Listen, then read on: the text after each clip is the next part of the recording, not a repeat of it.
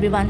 So in today's class we will understand about the respiration in plants. So this is a part of life process chapter of class 10th. So in my previous videos I had explained about the respiration in animals and human beings also. So in today's class we will understand about the respiration in mainly plants. ठीक है. अब students जैसे कि हमारी body respiration करती है, animals की body respiration करती है, हम लोग ब्रीदिंग करते हैं, ठीक है. वैसे ही जैसे ब्रीदिंग के टाइम पर हमारी बॉडी में क्या होता है, गैसेस एक्सचेंज होती हैं, ठीक है. सेम प्लांट्स के अंदर भी गैसेस एक्सचेंज होती हैं. वो कैसे? तो आप जानते हो, आपने सुना होगा कि प्लांट्स में स्टोमेटा होते हैं, ठीक है. क्या होते हैं?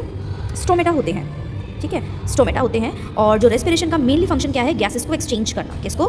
गैसेस को एक्सचेंज करना. लेकिन अब वो एक्सचेंज किस थ्रू, किन किन के थ्रू होता है? एक तो स्टोमेटा के थ्रू होता है जो कि लीव्स में प्रेजेंट होते हैं, ठीक है. दूसरा लेंटिक स्टेम से होता है जो कि लेंटिसल से थ्रू होता है, ठीक है. एंड थर्ड रूट सरफेस से होता है, ठीक है. अब ये जो दोनों चीज़ें हैं, यहाँ पर जो गैसेस एक्सचेंज है वो बहुत ही कम होता है. मेनली हमारा है स्टोमेटा, ठीक है. तो मैं आपको अब स्टोमेटा के थ्रू ही बताऊंगी. स्टोमेटा का डायग्राम बहुत इंपॉर्टेंट है board exam point of view से. देखिए हम स्टोमेटा को किस तरीके से बनाते हैं. आप जानते हो कि स्टोमेटा क्या होते हैं? Stomata are tiny pores that are present on the back side of the leaves which helps in the gases exchange in the plants during the photosynthesis process. So this is the diagram of stomata. अब जो आप ये देख रहे हो ना, ये जो स्पेस ये आप जो देख रहे हो, that is a open stomata. ये क्या है? ओपन स्टोमेटा है. यानी अभी इस टाइम क्या है, ये स्टोमेटा ओपन है, ठीक है. और वैसे ही जब ये क्लोज हो जाएगा तो इसकी शेप जो होती है वो इस तरीके से हो जाती है, ठीक है. अब आप ये भी जानते हो ये क्लोज स्टोमेटा है, ठीक है. ये क्लोज स्टोमेटा है. अब ये आप जानते हो कि जो हमारे जो प्लांट्स के अंदर स्टोमेटा होते हैं उनको गार्ड करने के लिए भी कुछ स्पेशल सेल्स होते हैं. दे आर गार्ड सेल्स, ठीक है. तो ये गार्ड सेल्स होते हैं जो कि बीन शेप्स के होते हैं, ठीक है. जैसे राजमा होता है, अगर दो राजमा को इस तरीके से आप रखोगे तो वो इसी तरीके से दिखेंगे. तो गार्ड सेल्स जो होते हैं वो स्टोमेटा को प्रोटेक्ट करते हैं. और क्या करते हैं गार्ड सेल्स का मेन काम है क्या? रेगुलेट करना, regulate the movement of stomata. So guard cell का मेन फंक्शन क्या है? जो हमारे जो प्लांट्स के अंदर स्टोमेटा होते हैं उनको, उनकी जो ओपनिंग और क्लोजिंग होती है उसको रेगुलेट करते हैं. यानी कि कब स्टोमेटा ओपन होंगे, कब क्लोज हो जाएंगे, वो रेगुलेशन कौन करता है? गार्ड सेल्स करते हैं, ठीक है. गार्ड सेल्स का आपको मेन फंक्शन पता चल गया, to regulate the movement of stomata. अब होता क्या है एक्चुअली में, ड्यूरिंग द फोटोसिंथेसिस प्रोसेस जब स्टोमेटा ओपन होते हैं तो होता क्या है कि जो बाहर से जो कार्बन डाइऑक्साइड गैस है वो क्या होती है, बहुत ही ज़्यादा रश करती है इस तरफ, अंदर की तरफ. क्यों? क्योंकि देखो एयर में जो कार्बन डाइऑक्साइड होती है उसकी कंसंट्रेशन क्या होती है? ज़्यादा होती है, ठीक है. ये इंक्रीज का साइन है बेटा, ठीक है. इंक्रीज का साइन है स्टूडेंट्स. तो जब एयर में कार्बन डाइऑक्साइड की जो कंसंट्रेशन होती है वो ज़्यादा होती है as compare to the inside the leaves. तो यहाँ पर कंसंट्रेशन ज़्यादा है कार्बन डाइऑक्साइड की, यहाँ पर कंसंट्रेशन कम है. तो आप जानते हो एक डिफ्यूजन प्रोसेस होती है. और डिफ्यूजन प्रोसेस क्या होती है? The movement of particles from high concentration to the low concentration. तो थ्रू डिफ्यूजन प्रोसेस जो कार्बन डाइऑक्साइड गैस है वो एयर से कहाँ पर चली जाएगी? स्टोमेटा के अंदर चली जाएगी, यानी कि लीव्स के अंदर पहुंच जाएगी, ठीक है. और उसी टाइम पर जब स्टोमेटा ओपन होते हैं तो फोटोसिंथेसिस तो चल रही होती है प्लांट्स के अंदर, तो ऑक्सीजन की जो कंसंट्रेशन होती है वो अंदर ज़्यादा होती है और बाहर क्या होती है? कम होती है, ठीक है.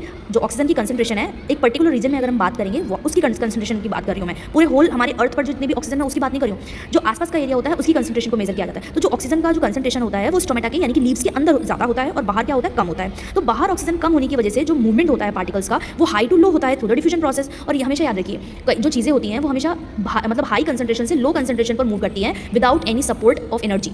किसी भी एनर्जी की जरूरत नहीं पड़ती है, ठीक है. जैसे पानी ऊपर से नीचे अपने आप बहता है ना, ठीक है. ऐसे ही सेम जो पार्टिकल्स का मूवमेंट है वो from high concentration to the low concentration अपने आप होता है, ठीक है. अपने आप होता है, ठीक है. लेकिन इस प्रोसेस को क्या बोलते हैं? डिफ्यूजन बोलते हैं बस. तो अभी आपने यहाँ पर देखा स्टोमेटा को कि जो कार्बन डाइऑक्साइड है वो एयर से अंदर किस वजह से आती है? थ्रू डिफ्यूजन प्रोसेस की वजह से आती है, थ्रू डिफ्यूजन प्रोसेस की वजह से आती है. और सेम उसी टाइम पर जो ऑक्सीजन होती है वो लीव्स के अंदर ज़्यादा होती है. तो हाई कंसंट्रेशन क्या किस तरफ जाएगी? लो कंसंट्रेशन की तरफ मूव करेगी, यानी कि एयर की तरफ मूव करेगी. तो इस तरीके से जो गैसेज हैं वो एक्सचेंज होती हैं थ्रू स्टोमेटा, ठीक है. और यहाँ पर ड्यूरिंग द सेम टाइम पर यहाँ पर वाटर वेपर्स भी रिलीज होते हैं, ठीक है. क्योंकि फोटोसिंथेसिस जब प्रोसेस होती है तो ऑक्सीजन और वाटर वेपर्स क्या होते हैं? बाहर रिलीज होते हैं, ठीक है. वाटर वेपर्स क्या होते हैं? बाहर रिलीज होते हैं. और यही आपने फोटोसिंथेसिस की प्रोसेस पढ़ी होगी क्या, कि जैसे कार्बन डाइऑक्साइड और वाटर प्लांट्स के अंदर ऑलरेडी होता है ये रूट्स के थ्रू एब्जॉर्ब करने के बाद, ठीक है. तो कार्बन डाइऑक्साइड और वाटर और क्लोरोफिल एंड सनलाइट का यूज करके फोटोसिंथेसिस करते हैं. तो एज अ बाय प्रोडक्ट क्या बनता है? ऑक्सीजन बनती है जो कि रिलीज हो जाती है ड्यूरिंग द गैसेस एक्सचेंज. और वाटर वेपर्स होते हैं वो भी स्टोमेटा के थ्रू रिलीज हो जाते हैं. सो this is a diagram, this is a detailed explanation of open stomata. Same उसी तरीके से जब गार्ड सेल्स का मूवमेंट यानी कि गार्ड सेल्स जब क्लोज हो जाते हैं तो होता क्या है